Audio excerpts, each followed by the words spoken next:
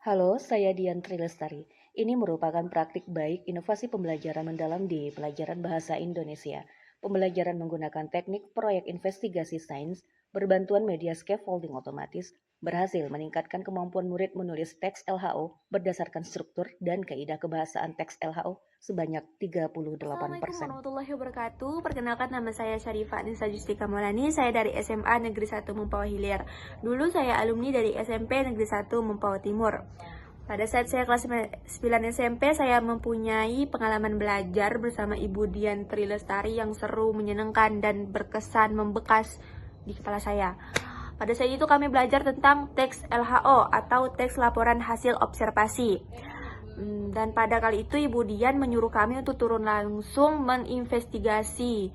Kami kebagian untuk mengobservasi pembuatan roti. Yang adonan pertama yang pakai ragi baru tuh adonan yang warna putih. Nah, adonan yang kedua kita menggunakan ragi yang lama yang udah terbuka gitu.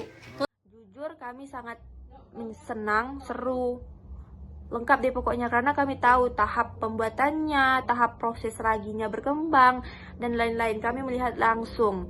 Dan part favorit saya itu pas presentasi, karena kami menyampaikan hasil eksperimen kami dan hasil diskusi kami itu dengan lancar, tanpa terbata-bata gitu. Intinya seru banget.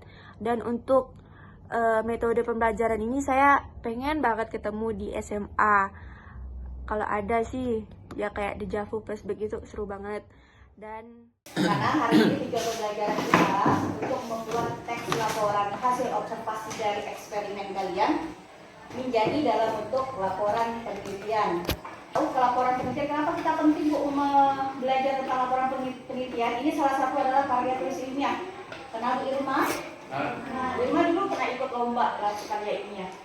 Manfaat yang kedua, kalau nanti SMA, kalau kamu tanya aja kakak kelas kamu yang udah SMA, rata-rata mereka buat laporan dibedakan, sehingga saya tahu kamu ngerti isi eksperimennya.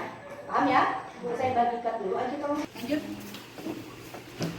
Nah, otomatis.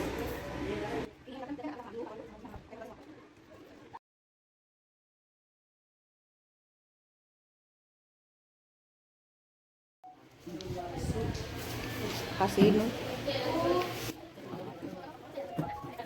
Kamu jawab sendiri yang bagaimana ya percobaan pertama menggunakan media sapu bergaji pada tanggal sekian, gitu.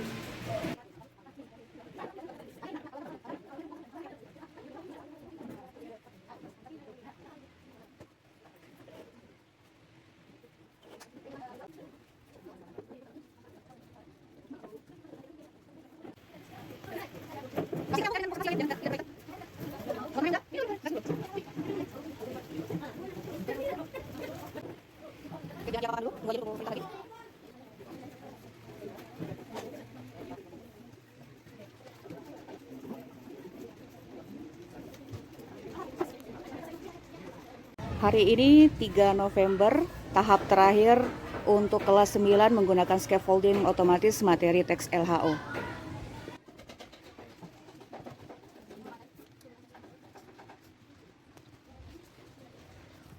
Nah, ketika siswa sudah diberikan arahan bagaimana menggunakan scaffolding otomatis, maka ketuanya bisa mengarahkan setiap anggotanya dengan mudah. Sehingga scaffolding otomatis ini mudah dilakukan, hanya perlu arahan di awal fase saja. Safa tinggal satu kalimat terakhir ya kan? Selvia masih kurang satu. Tinggal dikit lagi. Penyakit demam berdarah bukan DCD era, tapi DBD. Itu DCD yang kamu tulis salah tuh.